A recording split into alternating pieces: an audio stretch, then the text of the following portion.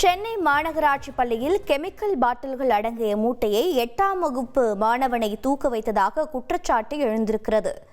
மேலும் விவரங்களை செய்தியாளர் சாலமன் வழங்கிட கேட்கலாம். சாலமன் வணக்கம். இந்த சம்பவத்தின் மீது என்ன நடவடிக்கை மேற்கொள்ளப்பட்டிருக்கிறது? மேலும் தகவல்கள் என்னென்ன?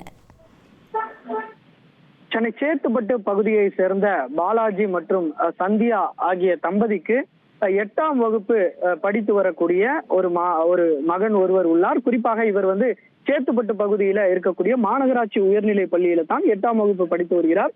கடந்த 25ஆம் தேதி பள்ளி முடிந்து மாணவன் வீட்டிற்கு வந்தபோது அவரது உடல்ல காயம் வெந்த நிலையில இருந்த நிலையில உடனடியாக இது குறித்து துடிதுடித்து மாணவன் இது குறித்து பெற்றோரிடம் தெரிவித்ததால அவரை சிகிச்சைக்காக கீழ்ப்பாக்க அரசு மருத்துவமனையில் சேர்த்துள்ளனர். குறிப்பாக அந்த சிறுவனிடம் பெற்றோர் விசாரணை நடத்திய போது அவர் பல்வேறு தகவல்களை தெரிவித்துள்ளார். அதாவது பள்ளியில் பணியாற்றி வரக்கூடிய தூய்மை பணியாளர் பெண் ஒருவர் தன்னிடம் அங்கிருந்த ஒரு மூட்டை ஒன்றை கொடுத்ததாகவும் அந்த மூட்டையை ஆய்வகத்தில் வைத்துக் கொள்ளுமாறு தெரிவித்ததால அந்த மூட்டையை கொண்டு செல்லும் போது அதில் இருக்கக்கூடிய கெமிக்கல் பாட்டில் ஒன்று உடைந்து தனது உடல்ல பட்டதாக அவர் பெற்றோரிடம் தெரிவித்தார்.